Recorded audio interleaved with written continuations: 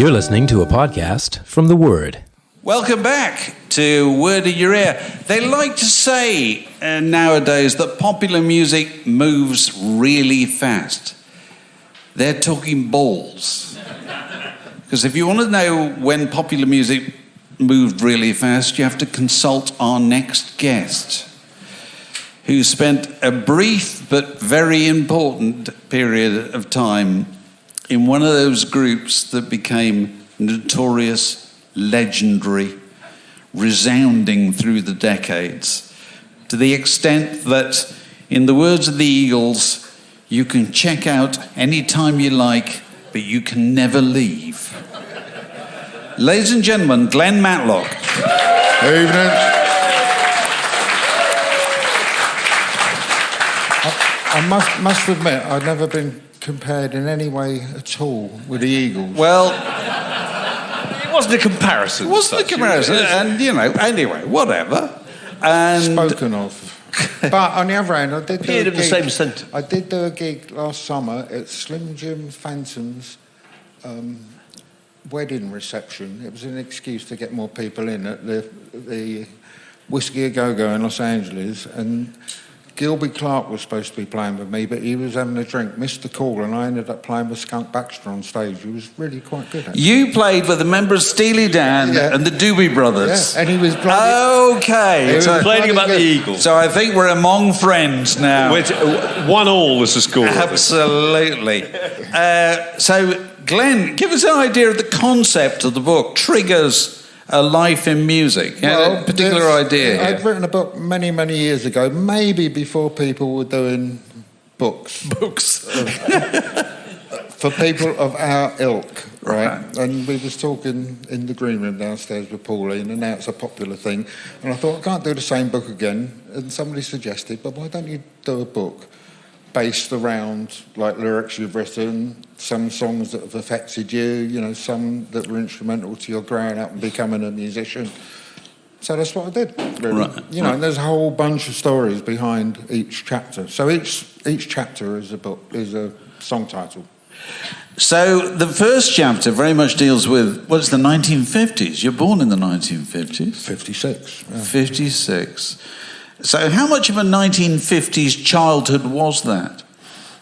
I should think it was a bog standard kind of typical one, really, for people of my age. I did like that song by the Police, Born in the 50s. Right. Right. Not quite as old as Sting, but not much. But I did some shows with him earlier in the year. It was kind of good with Blondie. I like him. He's a class act. Working class family, tin bath, paraffin eater and everything. We had a radiogram. My uncle was only about 10 years older than me, my mum's younger brother, Colin Davies, and he gave me his old 78s because he'd sort of moved on and then became like a dead ringer for Anthony Newley and Gurney Slade, with a white Mac and all that. In fact, I remember him coming back. He worked in Soho and he came back up the street one day with a packet of spaghetti under his arm, blue packet with a label on it, and all the ladies were on the street waiting for their husbands to come home from work because it was that kind of thing. And they were aghast because spaghetti only came in tins. Absolutely. Yeah. It was a real opening moment, right? But my uncle gave me his old records, and the first records I actually physically put on myself were like Hound Dog, whole lot of shaking going on. 78? 78, she put them on the radiogram. It was like lighting when you got a firework and it says, light blue touch paper and retire immediately. You go and stand over the other side of the room in case it spun off. And if you drop them, they shattered. They shattered, shell it. Yeah, you had to go and buy another one. Yeah. But that kind of comes into a bit later on in my musical kind of genesis or whatever you want to call it. But all those records came in heavy cardboard sleeves, stitched together down the side with a little hole in the middle so you could see the label. But we'll get onto that, maybe. Right. But you were like many kids growing up in the 50s, you were very taken with radio comedy. Yeah, so 56, 1960, I was 4, 61, 62, you had the radio on all the time. Sunday dinner around your nans, and as we can see, Around the Horn was one of the things that was on, which was, even back then, I thought was really risque. You know, there's 2-character segment in it with Julian and Sandy, which was Hugh Paddock and Kenneth Williams, you know, and they're speaking in like Polari, which was like a gay slang. It was outrageous, really. If you listen to it now, you think, wow. It was family entertainment in those days. Yeah, and everybody would laugh, and you'd catch on why people were laughing, but you thought, this ain't quite right somehow. Or if it is, there's a story behind the story, which I found out kind of later on. And then there was other shows. Saturday morning, there was the Brian Matthews show, who would play clips from radio shows, Hancock's Half Hour and Round the Horn, interspersed, you know, with the Beatles, or maybe a bit later on, the Dave Clark Five, or Paul Anka, or Ellen Shapiro was always on Walking Back to Happiness. I hope she found it. Yes, absolutely. Absolutely. But the first group you kind of latch on to is the Kinks. Is that right? Yeah, I think kind of properly. That wasn't the first record I actually went and bought with my own pocket money. What was that? That was kind of a toss-up between You Really Got Me and the Twist and Shout EP, both of which I've still got, from one of those shops up in Olsden where your mum and dad would go and pay for the TV rental. Yes. And they used to have little pegboard kind of compartments up on the wall, and they had the top 20 and the top 30. But in the back of my mind all the time was, how does anybody know what the top 30 is? How do they choose? Because there was nowhere playing music that you could hear it if you was kind of 5, 6, 7 years old, something like that time. But then around about that time, and I think a lot of musical trends depend on some kind of invention of something, you know, like a physical invention. Like, you wouldn't have had rock and roll if you didn't have a tape recorder that you could make tape echo on. You wouldn't really have Jimi Hendrix if you hadn't had a fuzz box. Things like that. And the transistor radio came out. And all the kids got a tiny little transistor radio for Christmas, and you could flick through the dials and all that, and you'd find things like American Forces Network or Radio Luxembourg. But also you could listen to things you wanted to listen to. You didn't have to listen to the family's record player, did you? So it was kind of, before the transistor, there was only one record player usually, wasn't there? And so it was usually governed by the parents. It was governed by the parents, yeah, apart from maybe what you could blag, you know, for Christmas or something like that. But yeah, then you started to hear all these other kind of things, which seemed a bit more happening and hip somehow, for a reason that you don't really know why, than Helen Shapiro, you know. Right, yeah. And you'd hear like the Idle Race or early Who stuff, things like that. When did you start to play? Well, coupled with that, and then I don't know exactly when it started. I think we had the best ever TV show in the world, which was Ready, Steady, Go. And there's bands that I was listening to on the radio would appear on that.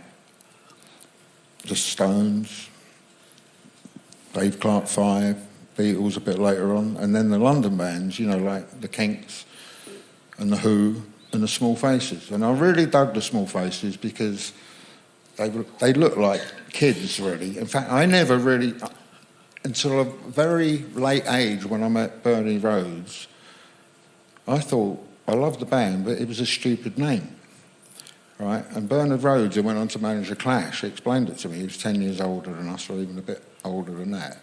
And he explained what the name meant, right? And a face, which I never knew, was somebody who was like on the scene in the 60s and stuff, doing all the clubs.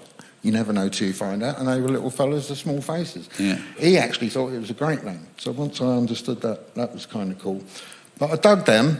They had a kind of a London kind of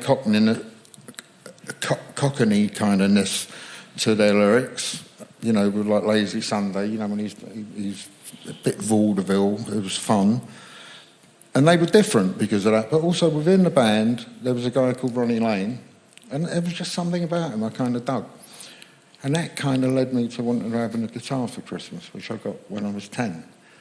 But a still strung guitar that doesn't stay in tune is hard work. So if anybody's thinking of buying their kids a guitar for Christmas, get them the best one you possibly can. Otherwise, it's a waste of money. Now, my original guitar, I don't know how it ended up there, is in the vault in the Hard Rock in Piccadilly. You can go and see it. And I went down, I don't know how I ended up there. Somebody told me it was there. I went to check it out, and they got it out for me. And I tried to play it, and no wonder I helped invent punk rock. It's what we call a plank. Well, we got a picture up of the lineup of Radio 1 DJs, and I think 1967 when the station started, and you were very keen on Mike Raven, weren't you? He was the guy. Well, yeah, maybe a bit later. I actually remember being off school, the flu or something like that, and it was when Radio 1 started, and I heard him play Flowers in the Rain, which was kind of cool. Yes. So I started listening to that, and then maybe a couple of years later, we used to go and visit my nan who'd retired down in Kent, and we go down in the little Morris Minor, and I want to say, whoever it was, thank you for giving me the AA van die-cast model Morris Minor. That was kind of cool. But we used to take the transistor radio with us, and every time you went round the corner, you had to kind of move it because you couldn't get any reception. And it was Yeah. And all of a sudden, this song came blasting out, like real crystal clear. And I never heard anything like it, although I'd been hip to kind of blue beat and ska, because where I lived in Kensal Green up the Arrow Road, it was like one of the first kind of second-generation West Indian immigrant communities. I mean, my school was like half black and half white. And when we played British Bulldogs, somebody would shout out blacks against whites, which was always a bad idea, because they always beat us, you know. But everybody mucked in, you know, and one of the guys, Denzel, his mum and dad split up, sadly, and she took in a lodger.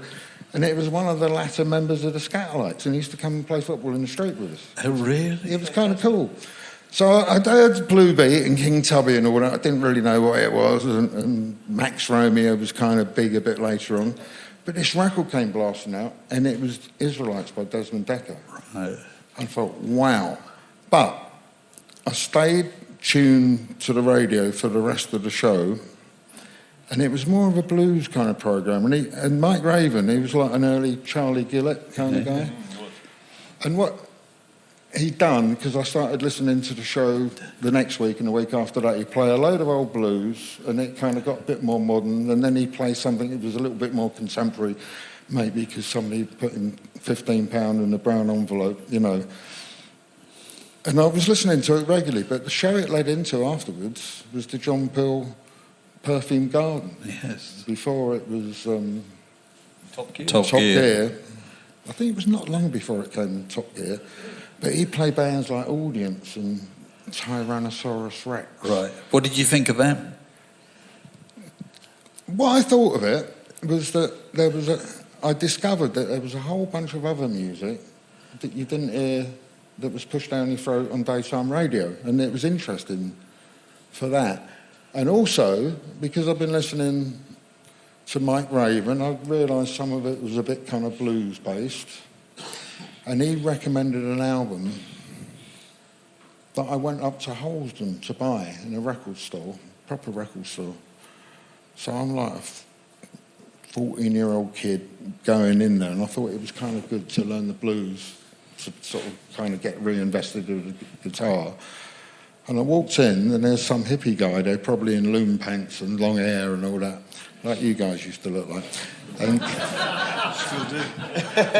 And I asked for the best of, what was it? Best of, I don't know, Lightning Hopkins or somebody like that. And he looks at this, he didn't have it, but he looked, sort of sized me up and down. And he said, well, why do you want this? And I said, it was on this programme. He said, we ain't got that. He said, but you might be interested in this, young sir, which was a double album, which was the history of the blues. And it went right back from... Paul Oliver compilation. Yeah, probably, yeah. And it started right in 1910 or something like that, and it went right through to the 60s, I suppose, you know, and they got, what's her name? Evil Girl Blues by Yeah, you do. Aretha Franklin, you know. Oh, right, okay. You know, stuff like that, and James Brown, and right. So it was. So you were interested in the history of where things came from. Well, I was interested, yes, and I was also interested in finding simple songs that you can play 3 chords on your guitar. Yeah. The only thing, they all did twiddly bits, which I still never Right. really got my head around, you know. But it all kind of fed into one another, really. One person that you mentioned in the book, we're looking at a picture now of Ted Carroll, the man behind Chiswick Records later on, but he used to run Rock On in the Goulburn Road, didn't he? And then later on in Camden Town and so forth. Yeah, well, that feeds in nicely, because I was talking about records, 78's coming in a cardboard sleeve with stitching down the side and a hole in the middle. And I went in there, and we used to go out to Olsden with my mates. You know, when you're 14 and you're just kind of going out, you're trying to find your feet. Don't know why, we used to go up there and sit in the Wimpy bar thinking we were the bee's knees, you know, and that was it. And that was the 18 bus that went one way and up towards Wembley and stuff. Maybe got as far as Olsden. And then one day we thought we'd go the other way. And we went down, got off at the top of Ladbroke Grove and walked down, found Goulburn Road, and there was all these sort of hippie types, you know, and it stank of patchouli oil and all that. Like. Went in this little kind of market thing, and there was a record store in there, flicking through it, and I found a record in a cardboard sleeve with a hole in the middle with stitching down the side. I've still got it. And it was this band that I'd never heard of called The Faces. Right. Right. I took it home, put it on. First track was a song called Bad and Ruin, and it's like a Booker T kind of a Memphis soul kind of groove, all on one note, not one note, but one chord, which isn't very good when you're trying to learn the guitar and you're not interested in doing the twiddly bits, you know, it's a bit kind of boring. Also around about that time, we was on holiday. We used to go to holiday camps, and I begged my dad, maybe a little bit later on, to buy me the Led Zeppelin songbook, which he did do, only if he also bought me the sheet music to I'm Going to Leave Old Durham Town by Roger Whittaker, and I learned that. That was the deal. Right? Made you learn it. I learned that. The thing with the Led Zeppelin, but it's all on one bloody chord. You know, a whole lot of love, it's one chord, you know. And so that was a bit of a no-no. So I think he got the better end of the deal. Yes, I think he probably did. Yeah. But, so anyway, I took the long player record home, put it on, and I was hooked straight away. And lo and behold, on the album, it was the Faces' second album, there's like a Big Bill Grundy track on it, you know. So it all started to kind of gel and kind of make some kind of historical sense somehow. And then I realised that the Faces were a continuation of the Small Faces. And then around about that time as well, I had a Saturday job, and I'm still sick about this to this day, the Stones playing in Hyde Park with Mick Taylor, because I had to trundle on one of those barrows round Kensal Green, Mrs. Brown's and Mrs. Jones's shopping for the week, right? And I couldn't not do that. But I swung a day off when Humble Pie played there. Oh, I was there. So I saw them there, and the whole thing was great. You know, Head, Hands and Feet with Chaz and Dave in them or something. Grand Funk Railroad. Funk Railroad. A lot of people left when they came on it. Yeah, absolutely. We've had them all here, you know, Donald Fake, and what we've been talking about, Skunk Baxter, and now we got Grand Funk Railroad. It's all in there. But again, that all fed in with the John Peel show. He was playing all this other stuff, you know, an early Free, and, you know, I felt I was up with the trend because he used to play Deborah by Tyrannosaurus Rex, but they very quickly became T-Rex and went electric, you know. Yeah. I was there, man. So, one of your Saturday jobs led you to Malcolm McLaren. Yeah. This is your sliding doors moment. It was a very sliding doors moment. Had you not gone through that door into that shop and got that job, I wouldn't be sitting here today. No. I worked in this store called Whiteley's, which was a department store, and I made an almighty cock-up one day for being up all night for the first time ever, and you had to pay for things by getting a cheque or the money and putting in this kind of canister which went in a compressed air system up to the thing. Cash office, yes. What was it called? We went to the cash office, didn't it? Yeah. And it worked perfectly if you remember to fill out the sales docket. But because I was a bit woozy from being up all night, I forgot. Right, and within about 20 minutes, the whole store was in abject chaos because of me, right? And I managed to get through. This caused punk rock, let's not forget. There you go. No, brilliant. White Leaves. It wasn't punk rock, it was blithering idiocy. Right. But I thought, if I go back next week, I'm going to be for the high jump. And also, you know, I was sort of clothes-wise, I suppose I was a tiny bit skinheady with stay pressed and a button-down shirt and all that. And then somebody told me, there was a place that sold these brothel creeper shoes. And, you know, when you're at school, things become, you must go and check that out. And I got a bus down the King's Road, and I've never been down there before in my life. Got on the number 11 bus, which terminates at World's End, got out, and there was a shop with half an American car sticking out the window. And I thought, brothel creepers, rock and roll shoes, American car. This must be it. And I went in there, and it looked like a Rolling Stones kind of Faces kind of shop, which was quite interesting. And I said, well, do you sell brothel creeper shoes? And they said, no, we don't. He said, but our mate does, and it's the next clothes shop along. So I wandered down a bit further, walked in there, and this is in the middle of the week. I think it was like half-term holiday at school or something. Walked in there, and it was like going in my grand's sitting room. They had all 50s style wallpaper. Didn't have a jukebox then. They had a radiogram. Nobody else in there apart from me and this sort of slightly scraggly-haired, long-haired bloke.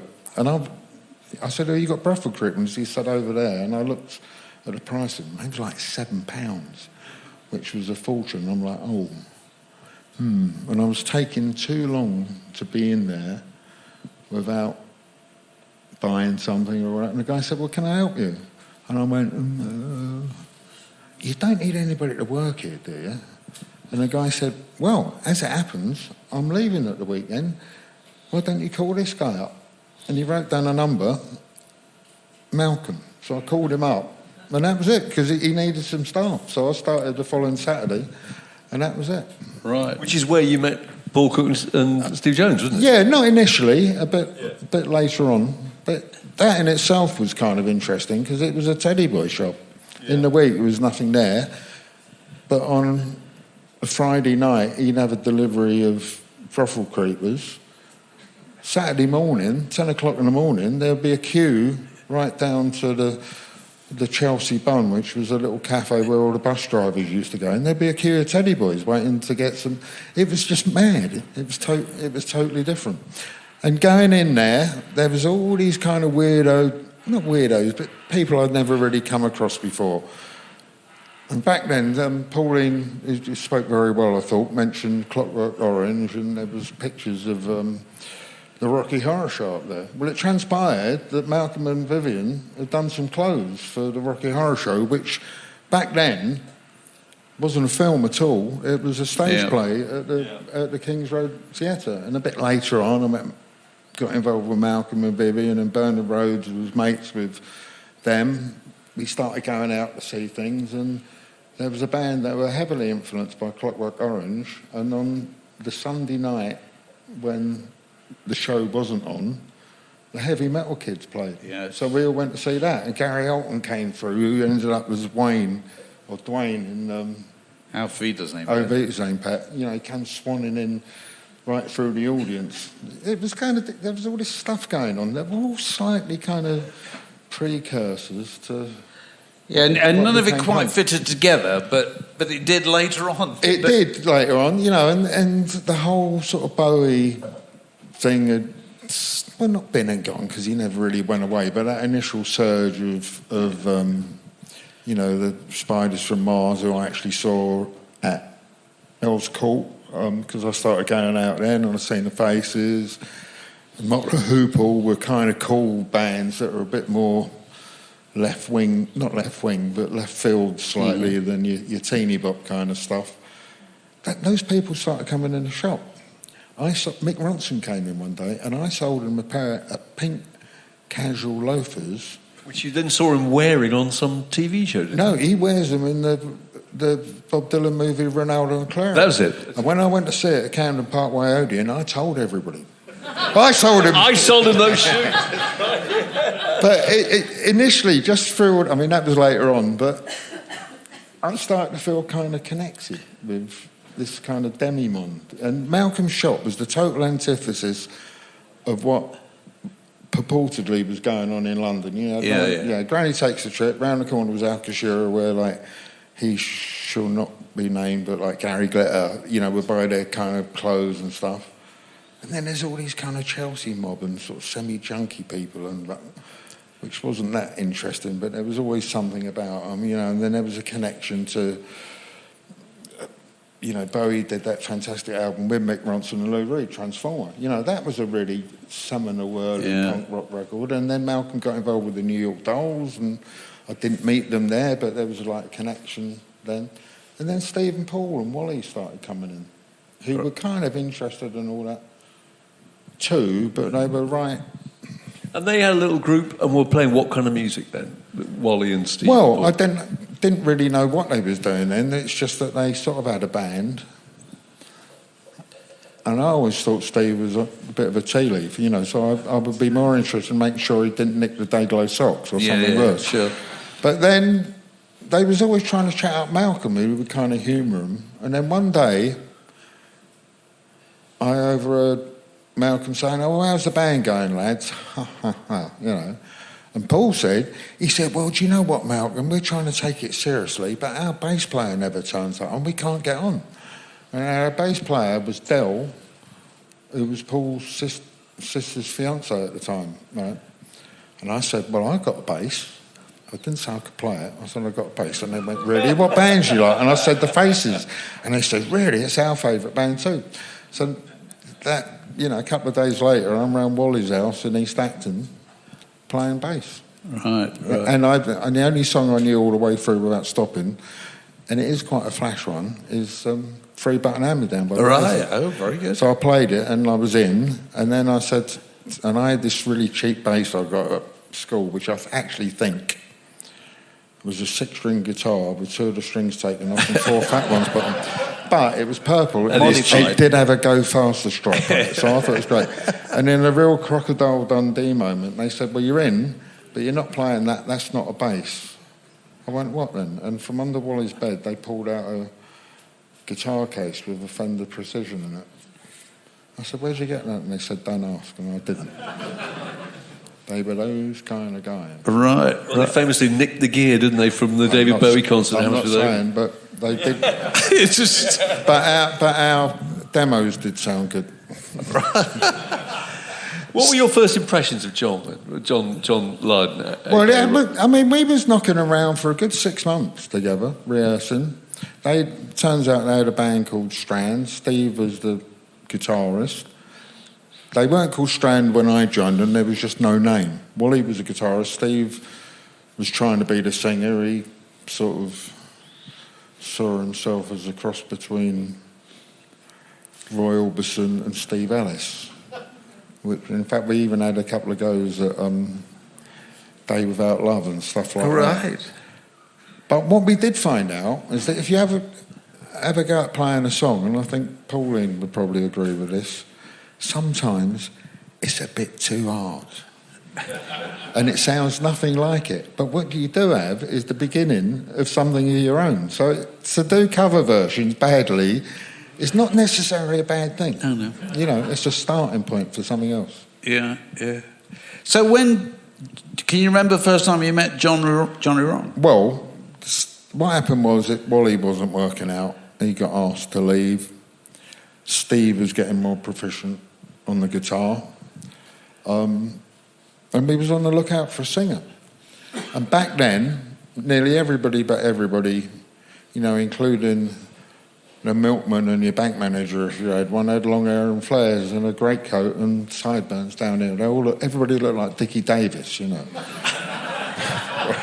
So if we saw somebody on the street with short hair and drainpipe trousers, they was a candidate to ask. And of course we was in the right bit of town, as it transpired, the World's End. And there were a few people came down, and somebody saw a guy called John. In fact, Bernard Rhodes said, "Look out for this guy called John." And John came in the shop. I wasn't there when he first came in. And they got this guy called John, and it was arranged to meet him in the pub, the Roebuck, where we used to hang out, which was like an episode of Budgie every night, you know. He talked to some older bloke in there. "What do you do?" "Oh, well, sonny, I'm a diamond dealer, right?" You know, it was all right, kind of that. You know, you Gary Elton to be there, in there, and it was always quite funny, actually. You used to see Carlos, the chef from Crossroads, was in there leaning at the bar, because his boyfriend was the barman, you know, who had this nice little perm, you know. It was a real sort of world in itself. Anyway, we arranged to meet John in there, and he came in the shop after the shop shut one Saturday night, and he tried out for us in front of the jukebox, which was a very awkward scenario. And he sang what? Can you remember what he sang? What did he sing? Do you remember? A couple of things, but one of the main ones is 18 by Alice Cooper. It turned out he was an Alice Cooper fan, and he was just kind of goofing around in front of him. And you were all just standing there looking at him? Standing there watching, and John was there with his mate, who's called John Gray. And that was it. And then maybe a week or so later, we saw Bernard Rhodes. We said, "Oh, we got a singer." And then he saw John, and he said, "No, you get this guy called John." He said, "He's called John." He said, "No, not that John, the other John." The other John he'd seen... Could have gone wrong. Well, the other John he'd seen, he was quite taken with him, because he saw a guy having a run-in with an old lady who then told her where to go by flashing his willy at her, you know, in broad daylight on a Saturday afternoon. And Bernie's reason was, you must have something going for you if you can do that in broad daylight. Anyway, that turned out to be Sid. And they were all mates together, and they'd all gone... And they're all called John. You had a paragraph in the book about a load of people called John. Jar Wobble was called John, wasn't he? Everybody was called John. John Gray, who was called Gray. Sid was John Beverley. And John, being the leader of the pack, was John, you know. But then Malcolm dubbed him that day Johnny Rotten. Right. Because Steve was going on about his green teeth. And John couldn't really argue about that. No. Did you think this is going somewhere, or did you think this will just last for a couple of months? It was kind of exciting. I got on with John then. We started taking it seriously. We rehearsed in a few different places, and then one day I was looking through the Melody Maker, and it used to have all these little adverts in the back of the thing, you know, buy your loon pants and something called Carnaby Cavern or something like that. And there was all these places that seemed really kind of exotic when you're 15, and it turns out they're not. Right. Kingley Court, there was somewhere in Kingley Court, yeah, right? Yeah. What you've got there, I don't remember. But I saw an advert, and it said lease for sale. And it was this place in Denmark Street, and Malcolm said to me, and this was in the shop, he said, "Call them up and offer them £1,000 without seeing it." I said, "You're mad." He said, "No, do it." So I called this bloke up, and I said, "I think my mate's a bit daft, but we're interested in your place, and he's offered you £1,000 without seeing it." He went, "I think we can talk business." So maybe later on that week, we went down to Denmark Street. Lovely old chap. Bill Collins, who'd been the manager of the Mojos, and he'd been a roadie for the Beatles, and he'd been managing Badfinger. Now, two of them were sadly no longer with us, and it was their rehearsal place. And he liked the cut of our jib. I don't think he ever got his £1,000, but he kind of helped take us under his wing, as well as Malcolm. So we had this fantastic place in the middle of Tin Pan Alley. Me and Steve moved in. You lived there? I lived there, contrary to Danny Boyle's movie. Me and Steve lived there for about 6 months, and we had a rehearsal place down there. Now, having your own rehearsal place if you're in a band is fantastic. If you haven't got one, you have to kind of book somewhere. It costs money. You have to get there. You got to ramp all your gear there and all that, set up, only to find out nobody's got an idea that's worthwhile pursuing. And then you have to wait another week to do the same thing again. When you've got your own place, you can go there every day and find out nobody's got an idea worth pursuing. But at least, it's true though, you know, it's true. So it accelerates whatever. It accelerates. We had nothing well, not that we didn't have nothing better to do, but we were kind of dedicated to our noisy craft. Steve had a 100-watt amp, I had a 100-watt amp, Paul had his drum kit, and we're trying to get our money's worth out of every wattage of this amp. And the room was maybe about twice the size of this podium with a low ceiling, and in the corner was a PA system with a 50-watt amp. Now, there's some kind of physics, mathematics, that the PA's got to be the sum plus a bit more of all the other instruments in the back line. And it was about a quarter of it. And I think that kind of contributed to John's vocal style. Right. And John's, you write about him writing the lyrics. It's very interesting. He carried the lyrics around in a bag, didn't he? But he wouldn't adapt the lyrics to the music. The music had to be written to the lyrics. Yeah, but I don't think he did that. I think he was a bit shy. Yeah. He hadn't been in a band before. We didn't really know how it was supposed to work. We're knocking ideas around. A couple of things. I mean, this is my claim to fame. One of the really early songs was Pretty Vacant, which I kind of contributed, pretty much finished. But John was supposed to be the lyricist, and he had the gift of the gab somehow. And Steve, particularly, I always thought was the spirit of the Sex Pistols.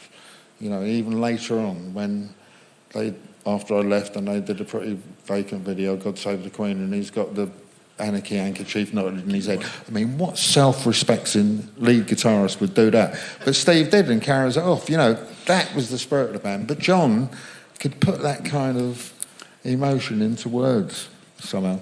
Right.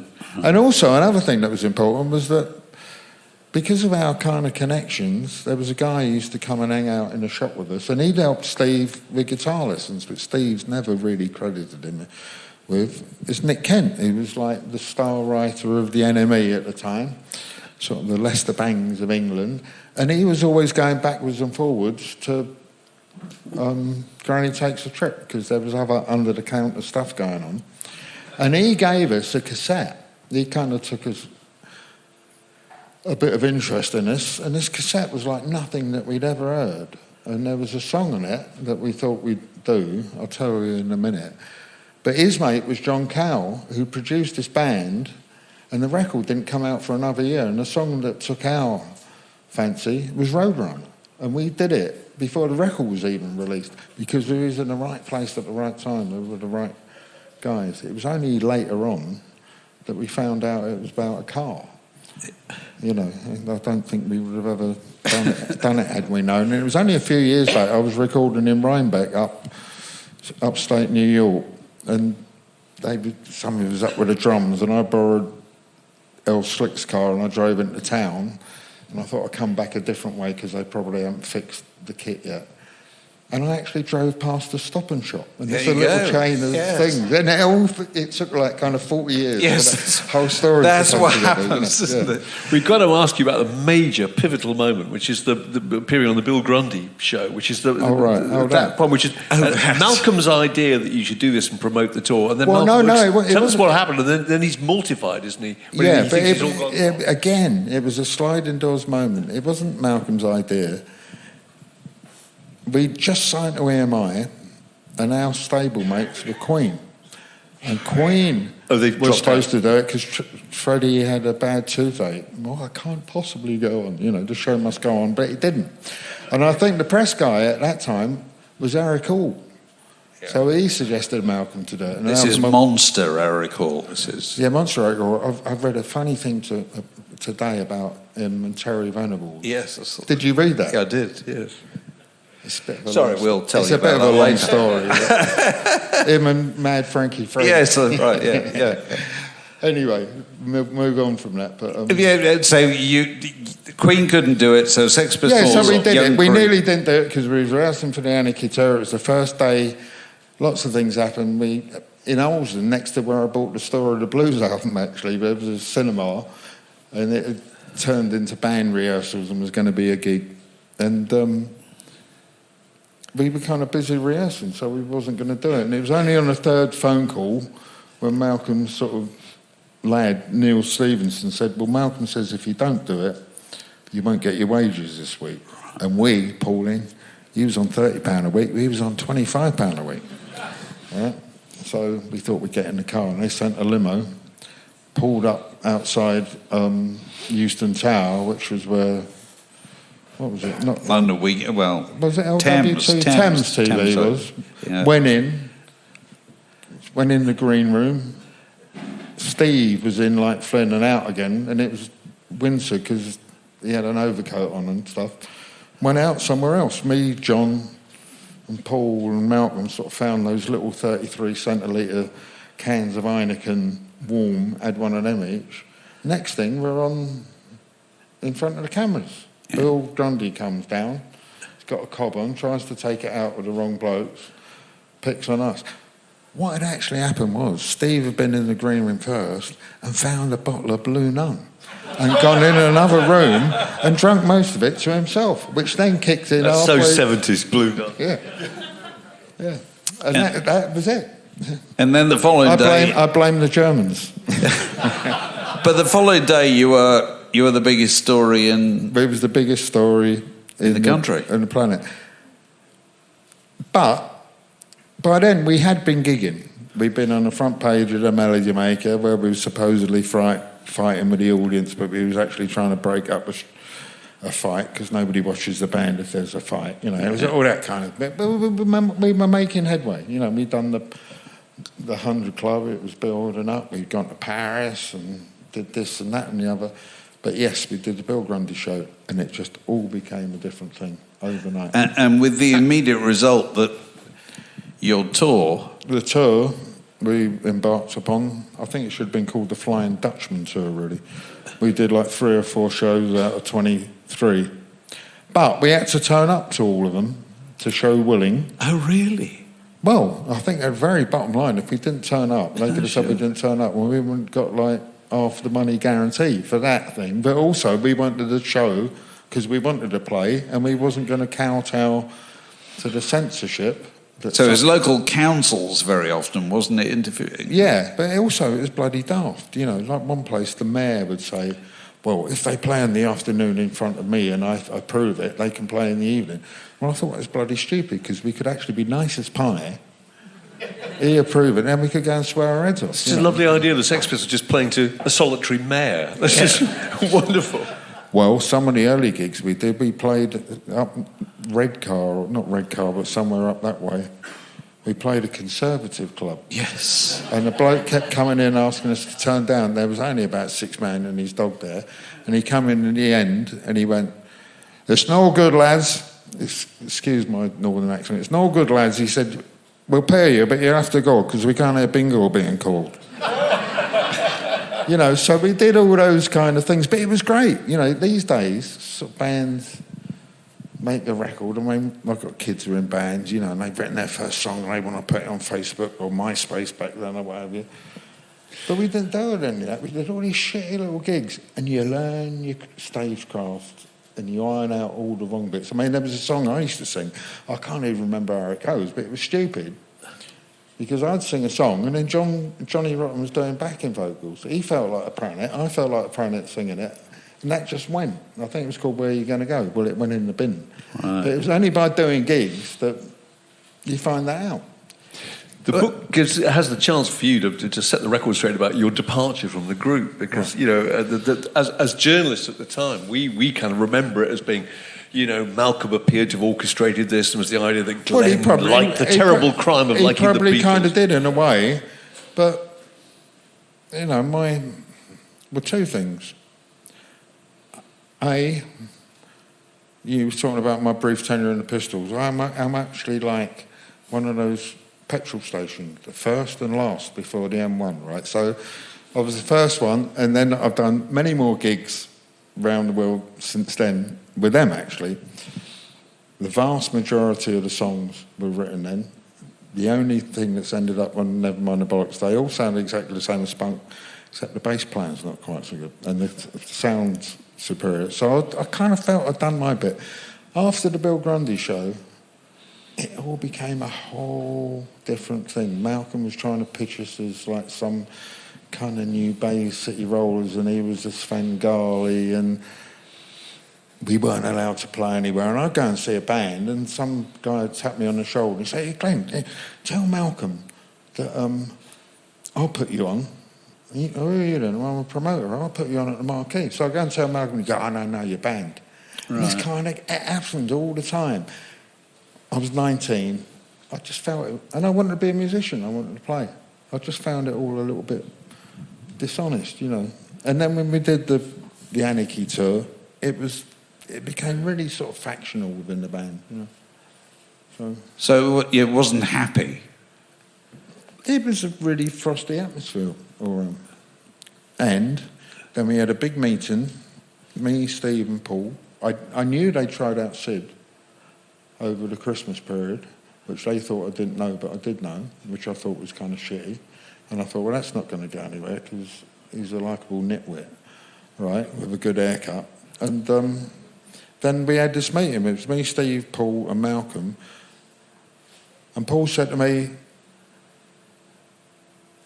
"You know, look, we're not that keen on John, but we know you're really not that keen on John. Can't you just pretend you like him?"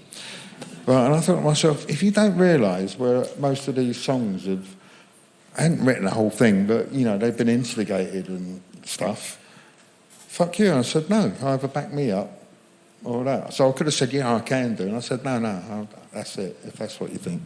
And that was it. So we shook hands, and that was it. Next thing, Malcolm sent a telegram to the enemy saying I'd been sacked for liking the Beatles. Yeah. And also he says... And then a couple of weeks after that, he called me up. He called up to come back. With Sid. It weren't working out. I met him in the blue post behind the 100 Club, you know, at Baxter there, and he said, "It's not working out, come back. You know, I want you to kick down the doors and all that, and be the bass player."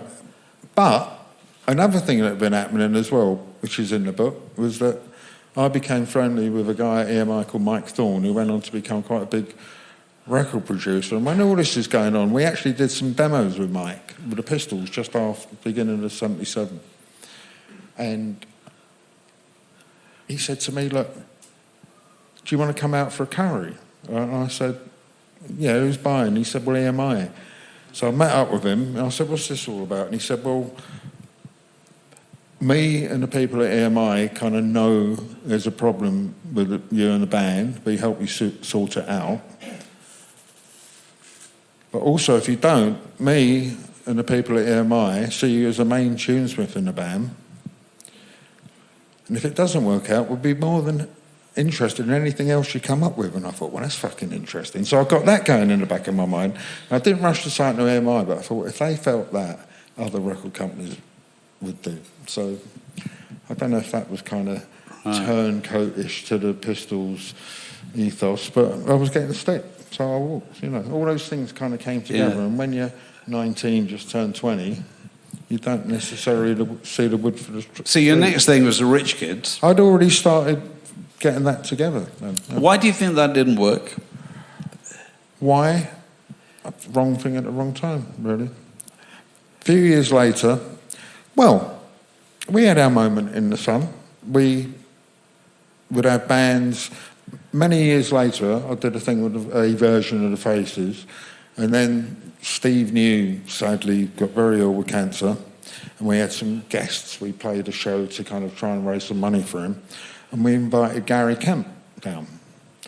And at the rehearsal, Gary Kemp's jumping up and down, like, going steady on Gary, you know, with the gigs tomorrow, you know.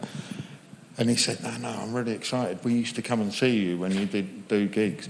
And he said, me doing this must have been what it was like for you playing in the Faces.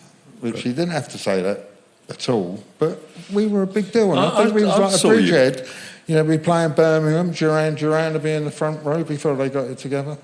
I saw you, thought you were terrific, but I mean, I think a lot of it was the press. The press were incredibly excited about you, and then overnight, all of them decided... Well, they set you up and they knock you down, you know. And I remember one review, which really hurt, was, you know, we're trying to get together. We played at the Lafayette in midweek in January the 17th or something like that. One page was Anarchy in the UK with the Pistols review, and us was Apathy in Wolverhampton, you know. it was kind of shitty. And even the same people a month before, but, you know, you put a picture up there, the faces. That's a classic case of somebody just writing a headline thinking, let's just go with that, actually, yeah. whether Blame it's the true subs. or not. You know. Always blame the subs. Yeah, blame the subs. But, you know, and then Midge and Rusty, and another thing, when we signed to EMI, and I didn't rush to sign to EMI because everybody was chasing us. Branson, Polydor, you know, Chris Parry there, somebody else. But EMI just seemed to fit, and I was getting so much shit from the other people. I all thought, fuck you, I will sign to EMI. Right? But when we signed, I realised that EMI had a fantastic back catalogue. So, although I only had a couple, everybody in the band when we signed got a complete set of Beatles. They got a complete set of Tamla Motown. They got a complete set of Creedence Clearwater Revival. They got a complete set of... This is in the contract. And a complete set of Kraftwerk, right, who Midge and Rusty had never fucking heard of, right? And they loved it, right? Oh, right, so that's Visage. Yeah, so that kind of got Visage going, which they did as side projects, and then they started wanting to wear silly hats, and I wanted none of that. And then the phone rang, and Iggy Pop called me up. So that was right. So that kind of all, you know, So a sliding doors thing. If I hadn't given him a copy of Radioactivity... No, sure. Yeah. But There you go. many years later... Well, many years later, I was in 95. I just made an album for Creation, which was waiting to come out. And a friend of mine called Calvin Hayes, who was Mickey Mo's son, was living in Los Angeles. He said, I found this fantastic singer. Why don't you come over? So I went over with Steve New, and we checked out this fantastic singer, and Calvin played drums, and he wasn't that fantastic at all. Nice bloke, interesting, wasn't a singer. And so I was just kind of mucking around in LA. And Calvin said, well, what are you going to do? And I was staying at his house. And he said, you know what? I haven't spoken to Steve Jones in about 17 years. And he went, oh. He said, you should call him up. So I got his number. Next day, he said, look, I've got Steve's number. Call him. I went, it's been a bit shitty. And the next day, he said, you called him yet? No, he said, call him. This went on for about a week. And I called up Steve, and he went, hello. He said, I heard he was in town, come over. So I drove up to his place in the Hollywood Hills somewhere.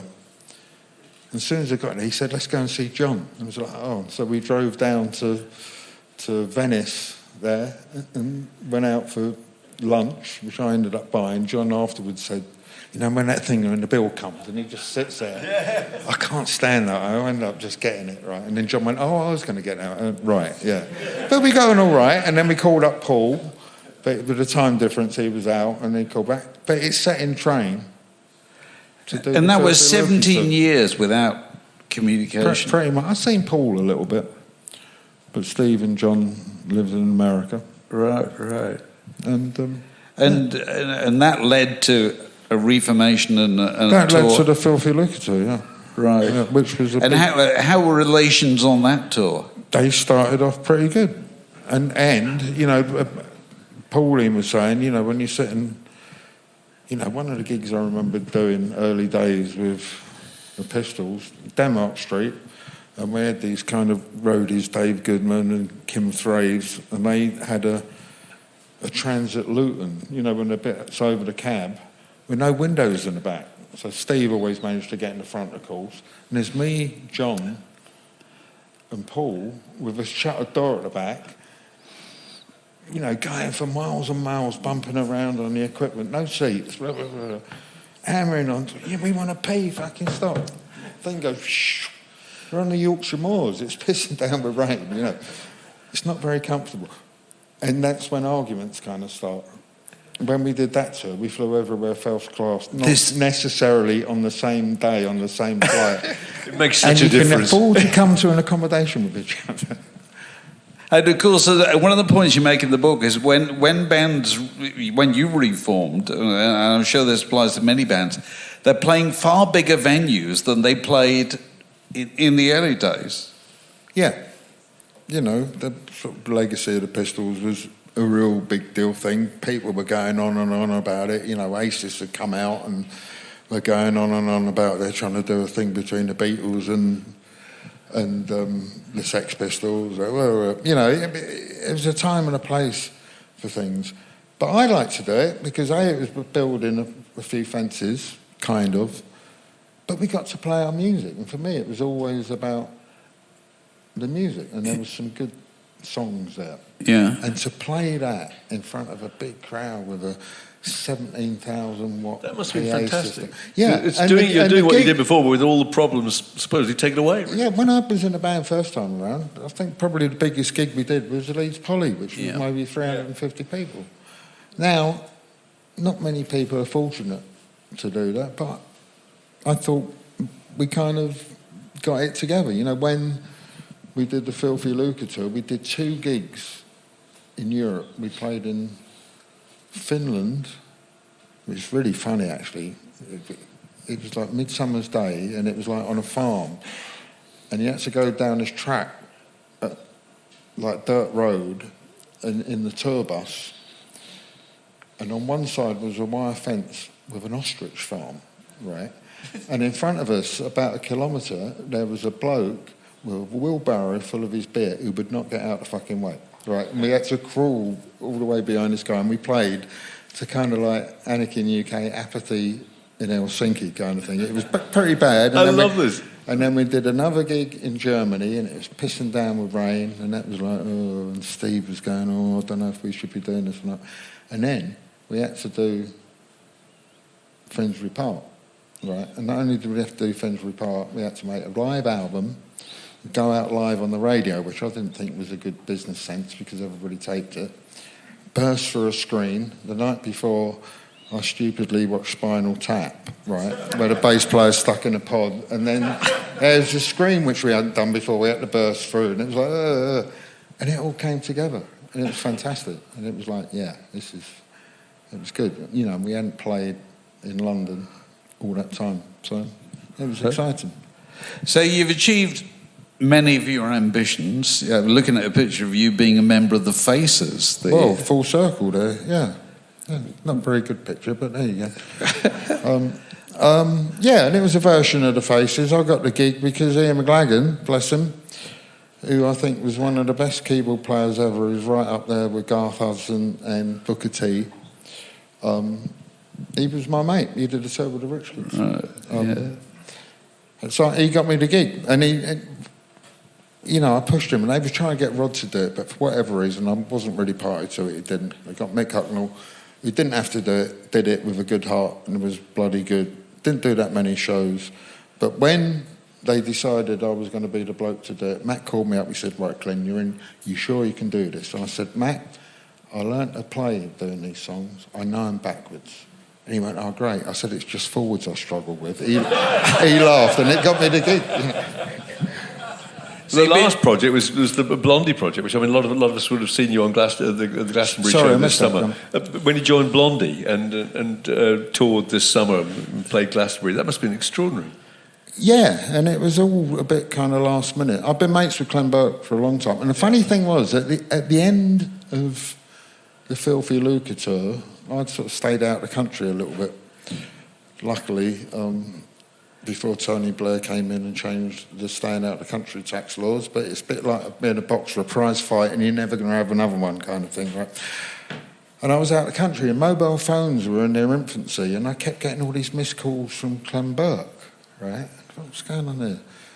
Wasn't in a mad rush to speak to him, didn't try that hard. When I was back in London, about a month later, Clem called me up when I was at home. And he said, oh, come and meet me. And I thought, what's going on here? Is he going? And I met him at the Royal Garden Hotel, where, when England won the World Cup, my dad took me down there to see the England team come out. Nobby Stiles, Sir Alf Ramsey. But the bloke who got the biggest cheer of the night was this little old bloke in a raincoat who held up his dog, and it was Pickles, the dog. It was fantastic. I saw Pickles, the dog. Yes! Anyway, Blondie was staying there, and I went in, and I said, oh, hi, Clem, how you doing? What's this all about? He said, I want you to meet our new bass player. I thought, oh, shit. So I think he was trying to be a bit risey. Right. And then I knew them all a little bit, and then they were going up to check out Paul Smith in Westbourne Grove, and I said, well, I'm going that way. So I had like 5 of them, Debbie and Chris Stein and Clem, in the back of my Citroen at the time, and I went the wrong way round in case somebody recognised me having Debbie Harry in my car, and dropped them off at Paul Smith, and that was kind of cool. I've been mates with Clem. We've done loads of different projects over the years. Getting on for 2 years ago now, he called me up, and they were supposed to be doing a tour that they couldn't do because of lockdown, you know, and lots of tours that came up had been put back. And they started rehearsing with the band, it weren't working out, and he said, can you come over, play bass for us? And I said, when? In a couple of months? And he said, no, next Tuesday. And I was like, woo. So I went over, met him, learnt a few songs, and then came back, and then the first gig I did was the SEC in Glasgow in front of like 20,000 people, a few little kind of crib notes and stuff.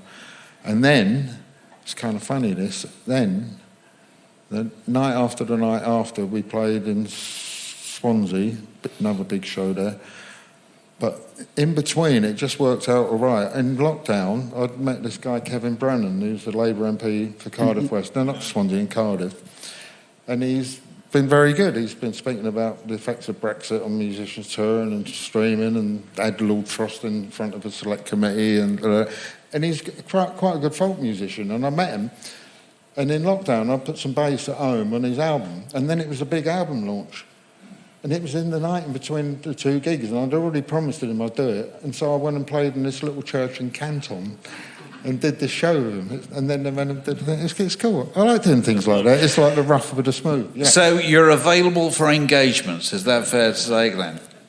With a little bit of thinking behind it. Right. But I like to, you know, to me, I'm fortunate. I know I'm going to get a phone call every once in a while. But, you know, I've got a career doing my own stuff. I do quite reasonable sized shows, not on Savodian, but we've got a tour coming up at the end of the year, doing my acoustic show. I'm going to be supporting Stiff Little Fingers, a theatre tour all round in March, I think it is, with my band. I enjoy doing that. But music is like a sine wave, you know, it's up and down, and if you roll with it. I mean, Clem, he's always playing with different people. He keeps your match fit. Yeah. Sitting at home, waiting for the phone to ring for the right call, begets sitting at home, waiting for the right person to call you up. It does happen once in a blue moon, but you can't bank on it. You've got to get out there and do stuff. That's sage advice. Ladies and gentlemen, Glen Matlock. Thank you. Thanks for having us. This podcast was brought to you by The Word.